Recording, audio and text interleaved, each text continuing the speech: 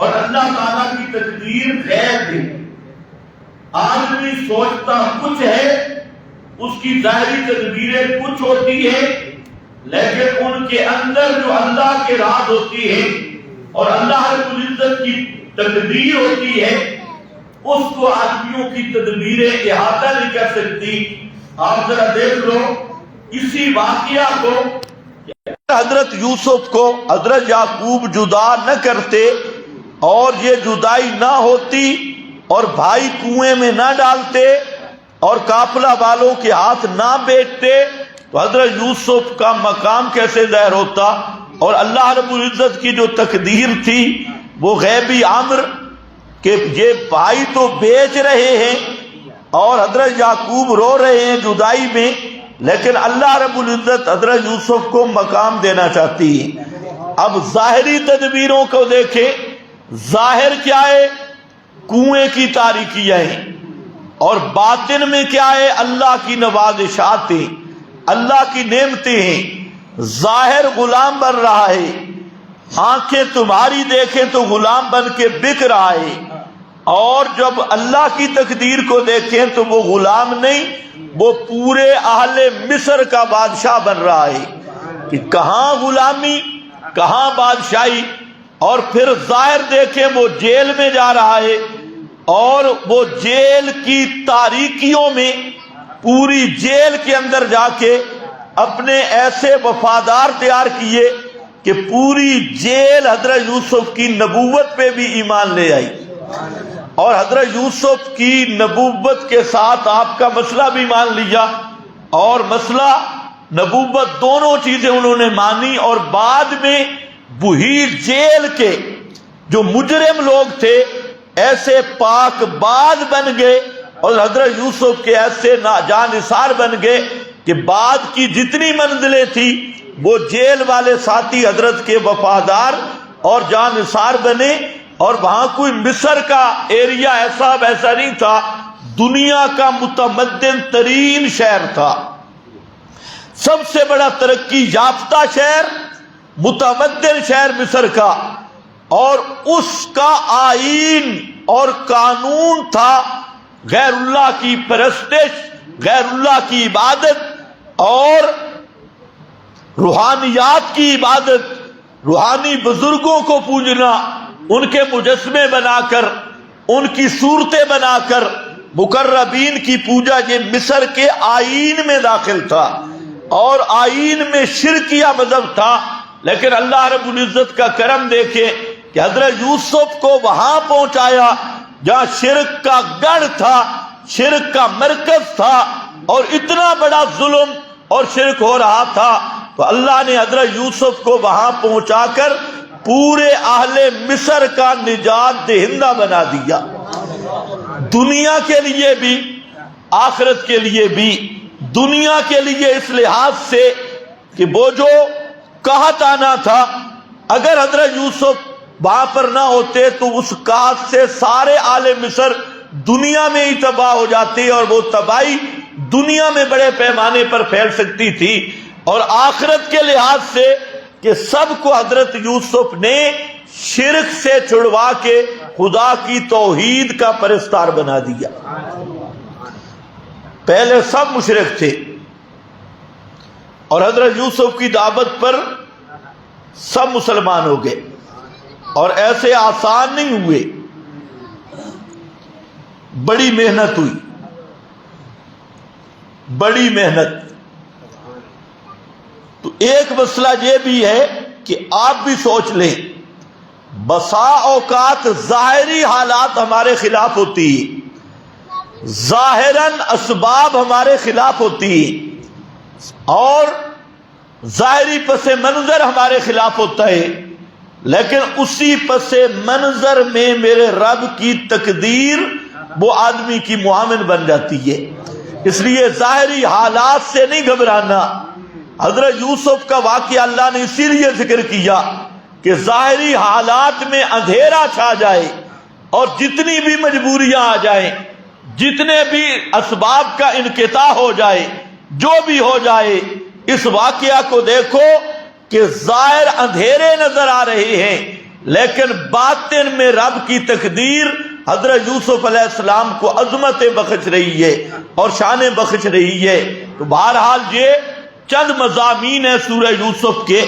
میں نے آپ کے سامنے جو آیت پڑھی ہے اس کا تعلق بھی اسی سے ہے، اور اس کا تعلق حضرت یوسف کی نبوت کی دعوت سے ہے جو جیل سے شروع ہوتی ہے۔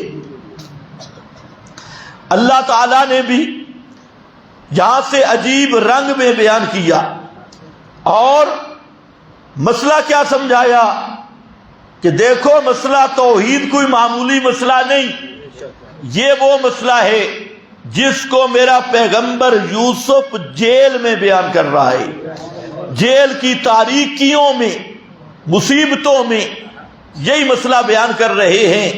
اس لیے اس مسئلہ کی اہمیت کو سمجھو کہ اللہ کا پیغمبر ہے لیکن جیل کے اندر بھی فکر اسی مسئلہ کی ہے، نہ اپنی جان کی فکر ہے نہ کسی اور چیز کی فکر ہے۔ تو یہاں اسی سلسلہ کی ایک کڑی ذکر کی اور فرمایا واقعہ یوں پیش آیا کہ حضرت یوسف علیہ السلام جیل میں قید ہو گئے، اور قید بھی کیوں ہوئے؟ کس جرم میں؟ کہ مصر کی ہوس پرست عورتوں کے جال میں نہیں آتی۔ آئین بھی دیکھے مصر کا کہ مجرم جرم کر کے جیلوں میں جاتا ہے، اور حضرت یوسف جیل میں جا رہے ہیں جرم نہ کرنے کی وجہ سے کہ جرم کیوں نہیں کیا، یہ سزا دی جا رہی ہے کہ جاؤ جیل میں، اور جیل میں جا کے یہ سیدھا ہو جائے گا اور جیل کی دال کھائے گا، جیل کی مصیبتیں جھیلے گا، وہاں پتھر کاٹے گا، وہاں پر محنت کرے گا۔ تو وہاں پر آ کر وہ زلیخا کہنے لگی کہ اب میری یاد آئے گی اور میرا مطالبہ مانے گا، ورنہ تو میں نے سب کچھ آزما لیا، لیکن اس کی تو آنکھوں میں حیا اتنا ہے کہ اس کی نظریں میری طرف اٹھ ہی نہیں سکتی۔ تو علاج سوچا گیا کہ اسے جیل میں داخل کرو تاکہ وہاں کی سختیاں برداشت کر کر کے یہ میرے مطالبے کو مانے، اور اب شکاری ایک نہیں، مصر کے سارے حسین و جمیل ہوس پرست زنانیاں اور وہ ساری جتنی روشن خیال تھی لبرل زنانیاں مصر کی، وہ سب کی سب حضرت یوسف کو شکار کرنے والی، اور سب وزراء کی لڑکیاں، وزراء کی بیویاں اور بڑے بڑے خاندانوں کی عورتیں وہ اس جرم میں حضرت یوسف کو جیل میں ڈلوا رہی ہیں کہ یہ ہماری ہوس پوری کیوں نہیں کرتے اور جرم کیوں نہیں کرتے۔ معلوم ہوتا ہے کبھی آدمی بلا قصور بھی جیل میں چلا جاتا ہے، قصور نہ کرنے کی وجہ سے بھی جیل آ جاتی ہے، مصیبتیں آ جاتی ہیں، لیکن اللہ کی حکمت وہاں کچھ اور ہوتی ہے۔ بظاہر انہوں نے تجھے جیل میں ڈال دیا، اب جیل کے اندر حضرت یوسف نے ایسا ماحول بنا دیا کہ پوری جیل اللہ کی توحید کے نعروں سے گونجنے لگی۔ اگر حضرت یوسف جیل میں نہ جاتے تو وہاں توحید کیسے پہنچتی؟ اور آپ کو بہترین موقع مل گیا دعوت کا، تعلیم کا، تربیت کا، ورنہ باہر جو ظالمانہ ماحول تھا وہاں پر دعوت ہی مشکل تھی۔ تو اللہ رب العزت نے حضرت یوسف کو جیل میں محفوظ کر دیا کہ اپنے یہاں سے جانثار تیار کرو، وفادار تیار کرو۔ وہی وفادار و جانثار بن گئے اور پوری زندگی حضرت کے ہر دکھ سکھ کے ساتھی بن گئے اور جان فدا کرنے والے بن گئے۔ تو اب یہاں پر واقعہ یہی پیش آیا کہ جیل میں حضرت یوسف یہ بھی پہنچے، اور اسی دوران دو آدمی اور بھی پہنچ گئے، ایک بادشاہ کا ساقی، شراب پلانے والا، اور دوسرا بادشاہ کا باورچی۔ اور اس وقت کا بادشاہ فرما روائے مصر اب یہ دو آدمی ان کو کیوں بھیجا گیا جیل میں؟ جیسا کہ میں نے عرض کیا کہ مصر شرک کا گڑھ تھا اور شرک آئینی مذہب تھا مصر کا، تو وہاں اس وقت کا جو بادشاہ تھا وہ سمجھدار تھا، وہ سمجھ گیا کہ یہ جو معبد خانے کے بزرگ ہیں اور بڑے بڑے الہ انہوں نے بنا رکھے ہیں، ان آلیہ میں کوئی چیز نہیں، کوئی طاقت نہیں۔ وہ اللہ تعالیٰ کی توحید کی طرف مائل ہوا اور معبد خانے کی بدماشیاں، جیسے آج آپ کو تو اللہ نے توحید کی سمجھ دے دی، آپ اگر مزاروں کی طرف جائیں اور وہاں ان کے حالات کا جائزہ لگائیں تو مجاورین اور ان پیروں نے جو دھندا بنا رکھا ہے، یہ دھندا دیکھ کر آدمی کا وجود کانپنے لگتا ہے، اور جس طریقے سے وہ قوم کو لوٹ رہے ہیں، قوم کی عزتوں کو لوٹ رہے ہیں، قوم کے وقار کو لوٹ رہے ہیں، ایمان پہ ڈاکو ہیں، اسی طرح پوری قوم کے مال کے ڈاکو ہیں، تو آپ اندازہ کر لیں آج کسی مزار پہ بڑے بڑے مزار موجود ہیں، ہر مزار پہ ڈاکو بیٹھے ہوئے ہیں جو ایمان کے بھی ڈاکو ہیں، عزت کے بھی ڈاکو ہیں۔ بے شک یہی حال مصر میں تھا، حاجتیں پیش ہوتی تھی۔ یہ کون ہے؟ یہ میمون اعظم ہے، بہت بڑا الہ، پھر نیچے چھوٹے چھوٹے MBBS اور اوپر بڑا الہ، نیچے چھوٹے چھوٹے آلیہ، ایک پورا نظم تھا۔ بادشاہ جب سمجھ گیا کہ معبد خانے کے لوگ صرف اپنی پیٹ پوجا والے ہیں، ان کے بس میں بھی نہیں، ان کے آلیہ کے بس میں بھی نہیں، تو اس نے تھوڑی پابندیاں شروع کی معبد خانے پر۔ تو وہاں جو بڑا ان کا مشرک تھا، مشرک اعظم، اس نے باورچی کو خریدا اور باورچی کو خرید کر کہا کہ آپ اور ساقی کو ساتھ ملائیں اور بادشاہ کو زہر دے دیں، اور زہر بھی بڑا اعلیٰ قسم کا انہوں نے دیا کہ آپ کا نام و نشان بھی کسی کے سامنے ظاہر نہیں ہوگا اور جان بھی چھوٹ جائے گی، کیونکہ یہ بادشاہ ہمارے آلیہ کا منکر ہو گیا۔ تو اس باورچی نے زہر ملایا کھانے میں۔ ساقی عین اس وقت جب ساقی نے اپنے شراب میں زہر ملایا، عین اس وقت جب بادشاہ پینے لگا تو اللہ کی شان وہ ساقی بول پڑا، اس نے کہا کہ بادشاہ پیو نہیں، اس میں زہر ملا ہوا ہے۔ وہ منہ کے ساتھ لے گیا تو زہر کی نشاندہی ہو گئی۔ اب اس تفتیش کے لیے عزیز مصر نے ان دونوں کو جیل میں بھیج دیا، ساقی کو بھی باورچی کو بھی، اور جیل میں رکھنے کا مقصد تھا کہ جو اس سازش کے پیچھے لوگ ہیں وہ آئیں گے جیل میں ان کو چھڑانے کے لیے یا ان کو مارنے کے لیے۔ یقین تو یہی تھا کہ یہ معبد خانہ کے لوگ ہیں اور یہی مشرک گر گرو ہیں۔ تو اسی دوران وہ جیل میں آئے، بادشاہ کا ساقی باورچی، تو جیل میں انہوں نے حالات دیکھے۔ حضرت یوسف کا درس توحید جاری تھا، لیکن یہ دونوں نہیں سنتے تھے کیونکہ یہ کٹر مشرک تھے اور مجاوروں کے ہاتھ لگے ہوئے تھے، گروؤں کے، تو یہ بیٹھ کے مذاق کیا کرتے تھے۔ اب حضرت یوسف جب تعلیم دیتا تو یہ فکرے کستے، ہاں یہ دیکھو ہمارے خداؤں کے علاوہ کوئی اور خدا بھی ہے جو نظر ہی نہیں آتا، اور اس کی یہ دعوت دیتا ہے۔ تو اسی دوران ان کو خواب آیا، باورچی کو بھی ساقی کو بھی۔ خواب میں باورچی نے دیکھا کہ میرے سر پہ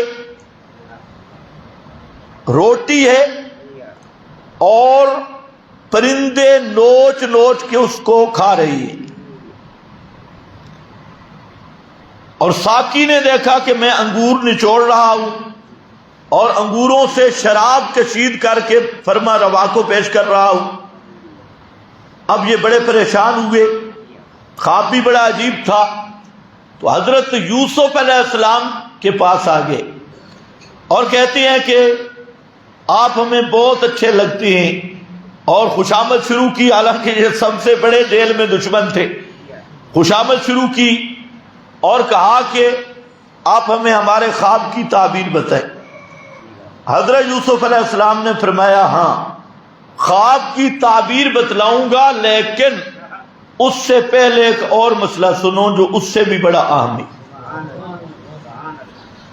یہ ہوتی ہے توحید کی لگن اور توحید کا ذوق. اس حد تک اللہ آپ کو لے جائے نا تو پھر مزہ ہے توحید کا. صرف جہاں سن کے بھلا کے گھروں میں بیٹھ جانا یہ کوئی کمال نہیں. وہ خواب کی تعبیر پوچھنے آئے. فرمایا خواب کی تعبیر بعد میں، پہلے ایک میرا مسئلہ سن لو، اور وہ مسئلہ خواب سے بھی زیادہ ضروری ہے. اب وہ پھنس گئے بیچارے، اب بھاگے کیسے، فکرے کیسے کسے. انہوں نے کہا جی ہم آپ کے خواب کی، ہم آپ کی بات سنتے ہی. حضرت نے فرمایا تسلی رکھو، پہلے میں کروں گا تقریر، میری بات ذرا سمجھو. اگر تمہیں میری اس بات پہ یقین نہ آیا تو پھر خواب کی تعبیر پہ کیا یقین کرو گے.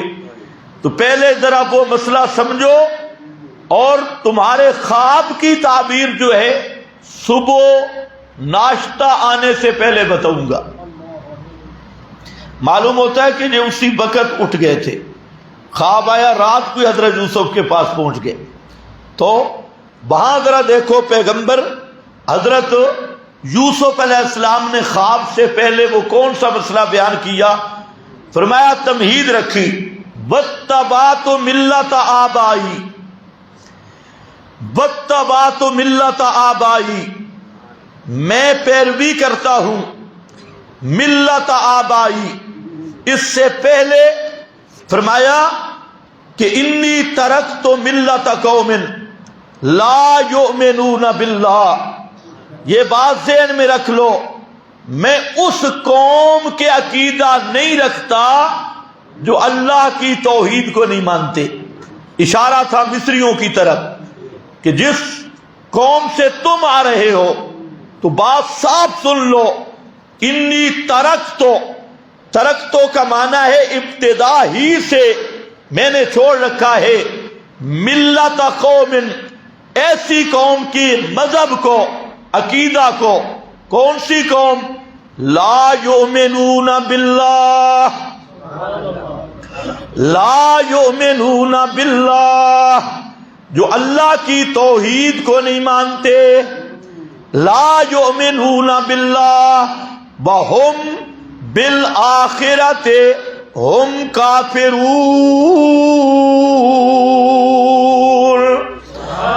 اور وہ آخرت کے بھی منکر ہیں، توحید کو بھی نہیں مانتے، آخرت کے بھی منکر ہیں. بالآخرہ ہم کافرون، میرا اس قوم سے کوئی تعلق نہیں. پہلا نقطہ پیغمبری دعوت کا کہ سب سے پہلے برات کر ہر شرک سے، ہر کفر سے، ہر مشرک سے، ہر بدعتی سے اور ہر کافر سے برات. انی ترکت ملت قوم، ترکت ملت قوم. سب سے پہلی بنیاد یہ ہے آدمی توحید پہ تب آتا ہے کہ پہلے ہر مشرک سے سنگت توڑنی ہوگی. میری بات تو نہیں، حضرت یوسف کی ہے.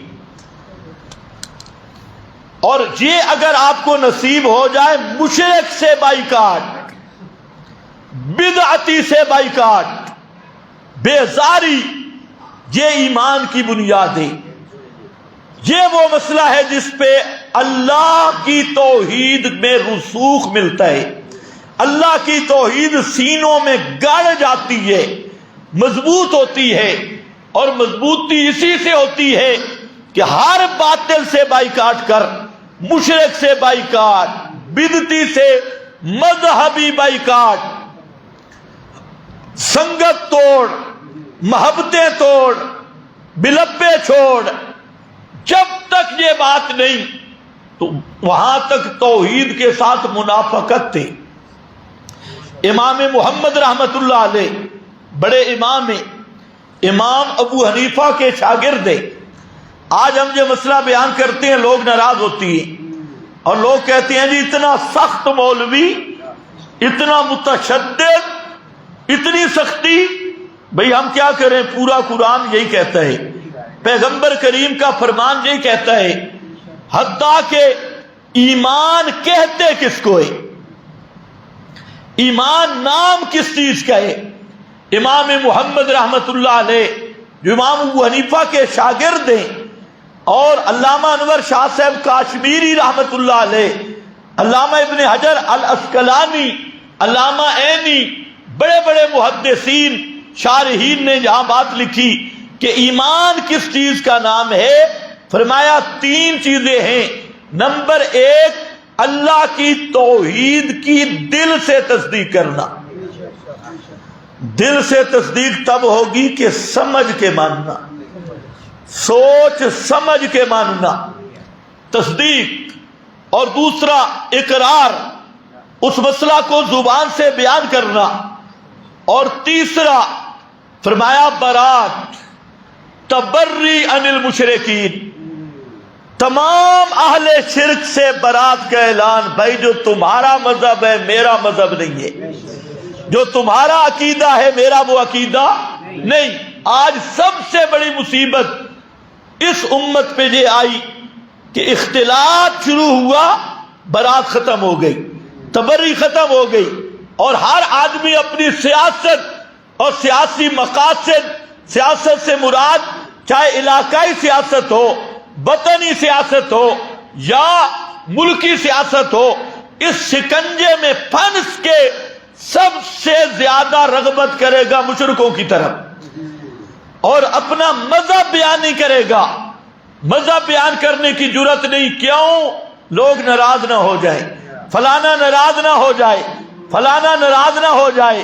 تو اب جو آدمی اس وجہ سے مسئلہ نہیں بیان کرتا کہ فلانا ناراض نہ ہو جائے، فلانا ناراض نہ ہو جائے، تو اب وہ بدبخت وہ اللہ کے کس منہ سے ملے گا اور کس منہ سے اللہ کے دربار میں جائے گا؟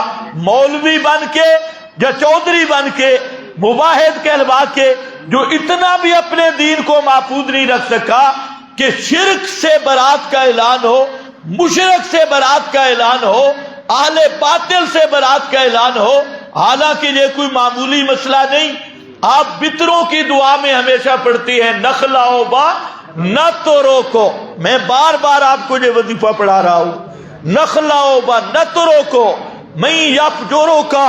میں اس لیے کہتا ہوں کہ اگر کوئی آدمی یہ چاہتا ہے کہ میری موت ایمان پہ آئے اور سلامتی ایمان کے ساتھ اللہ کے دربار میں پیش ہوں، تو خدا کی قسم اٹھا کے کہتا ہوں اس کی ایک ہی قرآن مقدس اور پیارے پیغمبر نے ایک ہی وجہ بیان کی ہے، اور وہ وجہ یہ ہے کہ توحید و سنت میں اتنے پکے ہو جاؤ کہ کسی مشرک کے ساتھ دینی تعلق نہ رہے، کسی بدعتی کے ساتھ دینی تعلق نہ رہے، کسی کی رعایت نہ رہے، اختلاط نہ رہے۔ کھل کے اپنے آپ کو مواحد کہو، کھل کے اپنے مسئلہ توحید کو بیان کرو، اور للکار کے کہو صحابہ کے دشمنوں سے کہ اے صحابہ کے دشمنوں، ہمارا تمہارے ساتھ کوئی تعلق نہیں۔ اے قبر کے پجاریوں، ہمارا تمہارے ساتھ کوئی تعلق نہیں۔ اے کاغذ کے پجاریوں، ہمارا تمہارے ساتھ کوئی تعلق نہیں۔ اے جمہوریت کے پجاریوں، طاغوت کے پیچھے جانے والوں، ہمارا تمہارے ساتھ کوئی تعلق نہیں ہے۔ جب تک نہیں کہو گے ایمان نہیں ہوگا، ایمان دا رنگ نہ چڑھ سی، رنگ چڑھے گا جہاں پہ آ کے۔ اسی لیے حضرت یوسف کہتی ہے انی ترکت ملت قوم، میں نے چھوڑ رکھا ہے مذہب قوم کا۔ کون سی قوم؟ چھوڑنے کی وجہ، کیوں چھوڑا ان کا مذہب؟ کیا خرابی نظر آئی مذہب میں؟ فرمایا لا یؤمنون باللہ، اس لیے چھوڑا ہے کہ وہ میرے رب کی توحید کو نہیں مانتے، توحید کے منکر ہیں، اور دوسری وجہ وَهُمْ بِالْآخِرَةِ کافرون، اور وہ آخرت کے بھی منکر ہیں۔ اچھا پھر آپ کا مذہب کیا ہے؟ پورے مصر والوں کا مذہب چھوڑا، اہل مصر کے معبد خانوں کو چھوڑا، سب کو چھوڑ کے تیرا مذہب کیا ہے؟ فرمایا واتبعت ملت آبائی، واتبعت ملت آبائی، میں نے اتباع کی اپنے باپ دادا کے مذہب کی۔ سوچنا ہے، ذرا سوچنا ہے۔ اور مصر والے بھی کیا کہہ رہے تھے؟ حضرت یوسف نے ضرب لگائی، ضرب لگائی، تم اسی پہ ڈٹے ہو۔ ہر مشرک اس کی سب سے بڑی دلیل ہر زمانے میں رہی پیو دادا۔ ہمارے بزرگ اسلاف حضرت نوح کے دور سے لے کر حضرت محمد مصطفیٰ صلی اللہ علیہ وسلم تک جتنے مشرک گزرے، ہر مشرک کی سند رہی کہ میرے بزرگ، میرے اسلاف، اور یہ نہیں سوچا کہ وہ اسلاف ہیں کون، بزرگ ہیں کون۔ حضرت یوسف نے آج عقدہ حل کیا، فرمایا تم بھی کہتے ہو باپ دادا باپ دادا باپ دادا، رسم آئین قانون، قانون مصر، آئین مصر، ہمارے اسلاف، ہمارا باپ دادا۔ سنو، میں نے اپنے باپ دادا کی اتباع کی، لیکن وہ کون ہے میرا باپ دادا، اس کا مذہب کیا ہے؟ اب حضرت یوسف کا باپ کون تھا؟ بولو شاباش، کون تھا؟ حضرت یعقوب۔ حضرت یوسف کے باپ کون تھے؟ حضرت یعقوب۔ پھر دادا کون تھے؟ حضرت اسحاق۔ پر دادا کون تھے؟ حضرت ابراہیم۔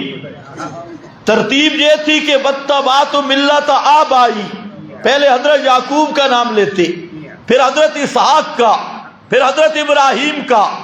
نہیں، حضرت یوسف نے ترتیب بدلی کہ کوئی مشرک یہ نہ سمجھے پیو دادا بھی دلیل ہے، باپ دادا بھی دلیل ہے۔ فرمایا نہیں، واتبعت ملت آبائی، وہ میرے آبا کون ہیں؟ ابراہیم۔ حضرت ابراہیم سے شروع کیا، کیونکہ حضرت ابراہیم مشرکوں میں سب سے بڑے متشدد مشہور تھے، کہ حضرت ابراہیم وہ ہیں جنہوں نے سب سے بڑا ان کے نزدیک جرم کیا کہ انہوں نے مسئلہ سماع سے کام شروع کیا۔ کون سے مسئلہ سے؟ مسئلہ سماع۔ یا اباتے، باپ سے شروع کیا، تو مسئلہ سماع سے شروع کیا۔ یا اباتے لما تعبد ما لا يسمع ولا يبصر ولا یغنی عنک شیئا، اے میرا ابا جان کیوں پکارتا ہے؟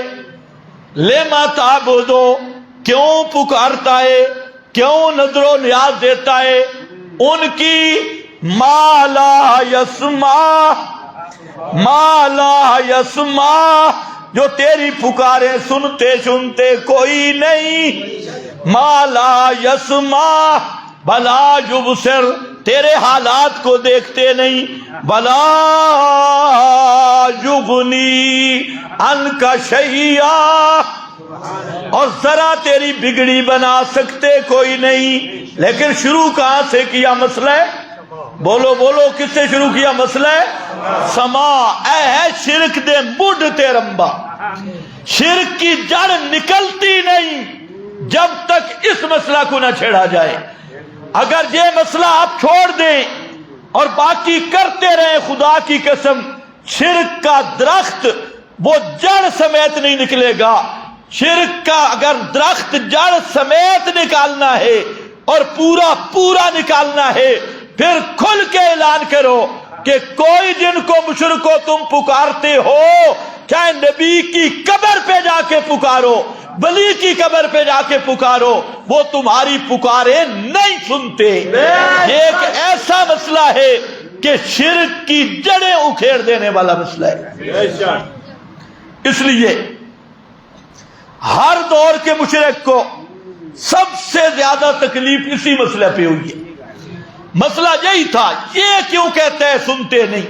انبیاء بھی نہیں سنتے، اولیاء بھی نہیں سنتے، نبی پاک صلی اللہ علیہ وسلم بھی نہیں سنتے، فلاں بھی نہیں سنتے، لیکن یہ ایک ایسا مسئلہ ہے جو اس ندی کو پار کر لیتا ہے، خدا کی قسم اس کا عقیدہ اور ایمان محفوظ ہو جاتا ہے۔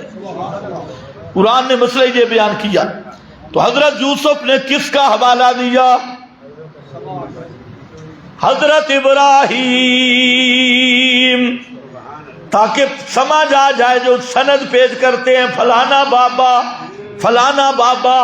آج بڑے بڑے مولویوں کو دھوکہ لگ گئے، اور بعض مواعظ کہلوانے والے علماء بھی اسی دھوکہ میں پڑ گئے۔ دیکھو جی حضرت یوسف نے کیا کہا تھا، وَاتَّبَعْتُ مِلَّتَ آبائی، پتہ چلا ہمارا ابا جی بھی دلیل ہے، ہمارا دادا جی بھی دلیل ہے، ہمارا فلانا بھی دلیل ہے۔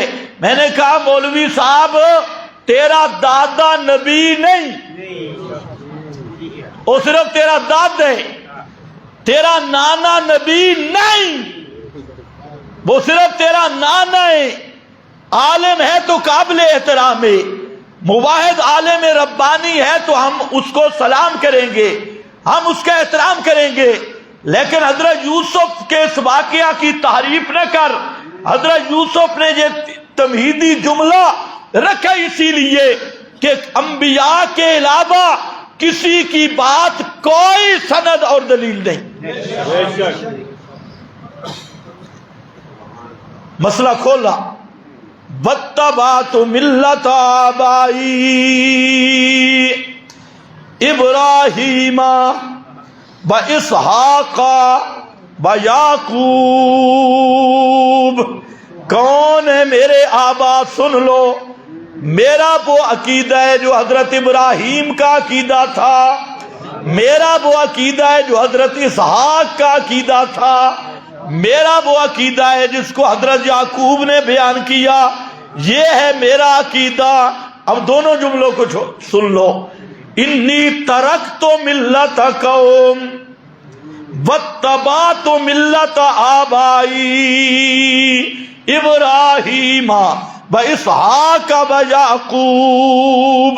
یہاں تک بس نہیں کی، آگے ذکر کیا کہ کیا مذہب ہے ہمارے عقیدہ کا خلاصہ، وہ کیا ہے؟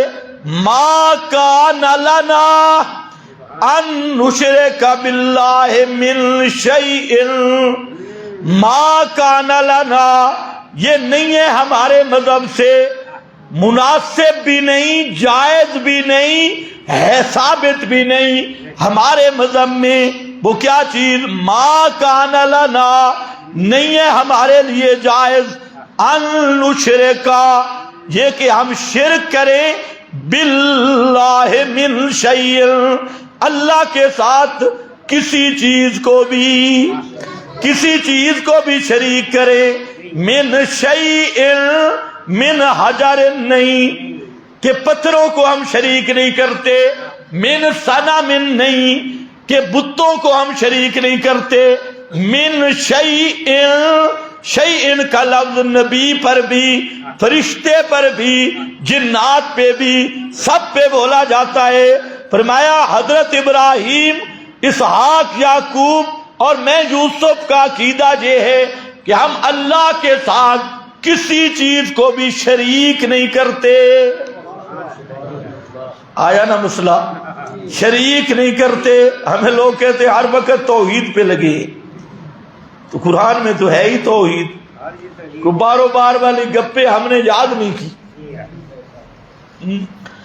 مبلغ صاحب والی گپے کھوتا نے فرمایا، تقریر ہو رہی ہے، فلاں کھوتا نے فرمایا فلانی چیز، نہ میرا بھائی، یہاں آپ کو ملے گا میرے اللہ نے کیا فرمایا۔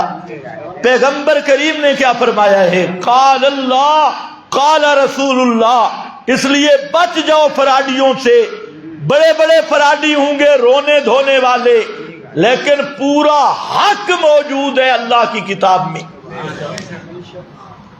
ما کان لنا ان نشرک باللہ من شیء، یہ نہیں ہے کہ بت کو شریک نہیں کرتے۔ ہمارا مذہب یہ ہے ہم کسی نبی کو اللہ کا شریک نہیں کرتے، کسی ولی کو اللہ کا شریک نہیں کرتے، کسی زندہ کو کسی مردہ کو اللہ کا شریک نہیں کرتے۔ آگے ذرا دیکھنا ہے حضرت یوسف اس مسئلہ کی ترغیب کیسے دیتے ہیں کہ یہ کوئی معمولی مسئلہ نہیں، ذالک من فضل اللہ، ذالک من فضل اللہ۔ اللہ نے خاندان یعقوب کو بڑی نعمتیں دی تھی، بڑی نعمتوں سے نوازا، اور حضرت یوسف کو اللہ نے جس حسن سے نوازا، اس زمین پہ اس حسن کی مثال نہیں ہے۔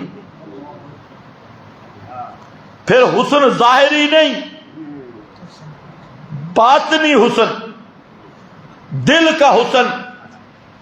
اور باطنی حسن وہ ہے جس کو زنان مصر کی روشن خیال زنانیوں نے خود کہا جب بلایا گیا حضرت یوسف کو کسی بہانے کے ساتھ، اور آگے ساری نشستیں لگی ہوئی تھی، اور مصر ویسے خوبصورتی کے اول نمبر پہ تھا، اور سب وزراء کی زنانیاں روشن خیال آئیں، وہ سب بن سمر کر میک اپ میں رنگین ہو کر وہ سامنے آ کر بیٹھی تھی۔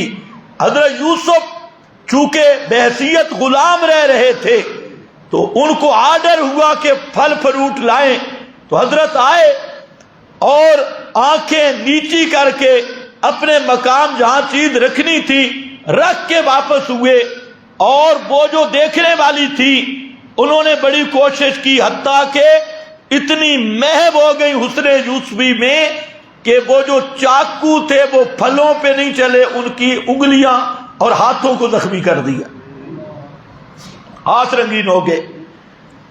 لیکن اتنے بازار حسن میں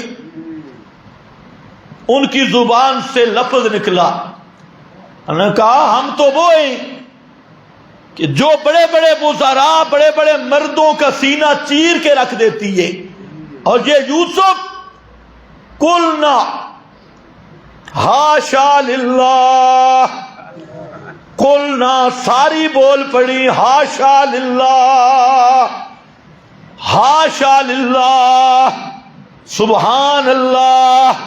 ہاشا للہ کا معنی کیا ہے؟ سبحان اللہ، سبحان اللہ۔ اس پہ تعجب نہیں کرنا، مشرک خدا کو مانتا ہے، مشرک خدا کو بولو، مشرک خدا کو مانتا ہے، اور سبحان اللہ بھی کہتا ہے لیکن سمجھتا نہیں۔ آج بھی دیکھو مشرک کے پاس 1000 منکے کی تسبیح ہوگی اور لگے سبحان اللہ سبحان اللہ سبحان اللہ سبحان۔ اس کا اب مشرک کا سمجھ تو صحیح نا، اس سبحان اللہ کا معنی ہے کہ، اور سبحان اللہ کا معنی ہے اللہ کے سوا پکارے سننے والا کوئی نہیں۔ سبحان اللہ کا معنی اللہ پکارے سننے میں پاک ہے، اللہ داتا ہونے میں پاک ہے، اللہ غوث اعظم ہونے میں پاک ہے، اللہ کے ساتھ کوئی وزیر نہیں، کوئی مشیر نہیں، کوئی معاون مددگار نہیں۔ اور مشرکہ تو سبحان اللہ کہتا ہے لیکن سبحان اللہ سمجھتا نہیں، تو تیرا سبحان اللہ کہنا تو ان مصر کی کراڑیوں کے برابر ہو گیا۔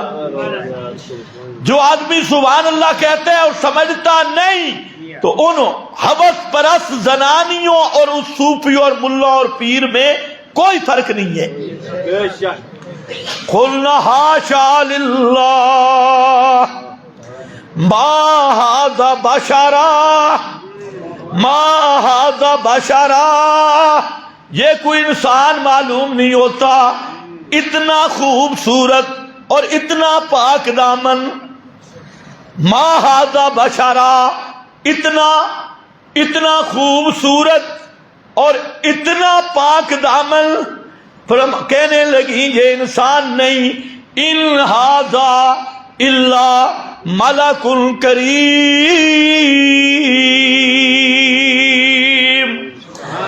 یہ تو کوئی معزز فرشتہ ہے، مکرم فرشتہ ہے، یہ انسان نہیں ہے۔ تو اس لیے یا جملہ سن لو، مصر کی روشن خیال کراڑیوں نے پیغمبر کے حسن کی تاب نہ لاتے ہوئے پیغمبر کی بشریت کا انکار کر دیا۔ ما ھذا بشرا، یہ بشر نہیں، ان ھذا الا ملک کریم۔ اور آج کل کے مشرکین حسن محمدی کی تاب اور رعنائیاں سن کر وہی مصر کی کراڑیوں والا وہی عقیدہ رکھتے ہیں کہ محمد مصطفیٰ بشر نہیں، حالانکہ اللہ نے کمالات دیے ہی بشر کو ہے۔ یہ ساری شان عظمت ملی کس کو ہے؟ بشر کو۔ وہاں مصر کی کراڑیوں نے نبی کے حسن کو دیکھ کر، پاک دامنی اور کمال کو دیکھ کر حضرت یوسف کی بشریت کا انکار کیا، اور آج ان کی اولاد محمد مصطفیٰ کی بشریت کی منکر ہو رہی ہے۔ ان ھذا الا ملک کریم،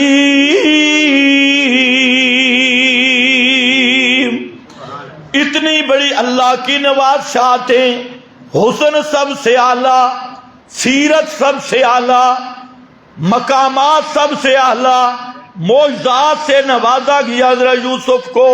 لیکن یہاں جملہ ذرا سننا ہے، کہتے کیا ہیں؟ یہ جو مسئلہ توحید ہے یہ اللہ کا سب سے فضل ہے ہم پہ۔ تو سب سے بڑا فضل کون سا ہے؟ بولے گئے نہیں تو آپ بھی لیٹ آئے اور ہم بھی لیٹ جائیں گے۔ لیٹ آئی نہیں کرتے، ویسے ڈرنا نہیں، بس ٹائم ختم ہونے والا ہے۔ آپ ٹائم پہ تشریف لایا کریں، ابھی دورہ ختم ہو گئی ہے۔ اپنی دعوت بھی شروع کریں، مسلسل دعوت، تمام ساتھیوں کو دعوت بھی دیں، جس طرح پہلے دعوت دیا کرتے تھے۔ یہ میں نے یہاں سے واقعہ اس لیے شروع کیا کہ حضرت یوسف نے جیل میں بھی دعوت دی، تم تو باہر زمین پہ پھر رہے ہو، اس لیے پوری دعوت دو۔ مسئلہ توحید کی اللہ نے آپ کو سمجھ دے دی ہے، اور خود بھی سستی نہ کرو۔ تمہیں بھی بہت سارے ساتھی اب سست ہو گئے، رمضان گزرا، شعبان گزری، اور جب سست ہو جاؤ گے تو پھر شیطان اچک لے گا۔ توحید و سنت دین پر اس وقت تک پکے رہو گے جب تک کرنٹ جاری رہے گا، اور کم از کم آپ جمعے کا دن فارغ کر لیں اور ٹائم پہ تشریف لائیں۔ کئی ہمارے ایسے ساتھی ہیں جن کی نوکری کا مسئلہ ہوتا ہے، انہوں نے جلدی جانا ہوتا ہے اور کسی کو کام ہوتا ہے، تو اس لیے ٹائم فکس کر لو جس سے آگے پیچھے نہ ہو۔ آج مشورہ کر لو اور ٹائم فکس کرو، تم ٹائم پہ آؤ نہ آؤ، میں انشاءاللہ وہاں جمعہ پڑھا دوں گا۔ تو ایک ٹائم مشورے سے فکس کر لو جو ہمارا بالکل متعین ٹائم ہو۔ کون سا ٹائم ہونا چاہیے؟ جس میں جمعے کی نماز کھڑی ہو۔ 2 بجے ساتھی کہہ رہے ہیں۔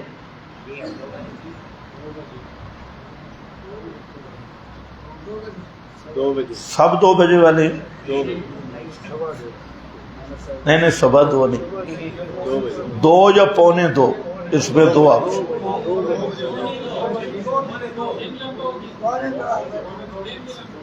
اچھا، ایک درخواست ہے بھائی، جس کا ذہنی طور پہ ہم تیار ہوتے ہیں، اس کو بند کر۔ ہم نے یہاں پہ انشاءاللہ پڑھنا ہے،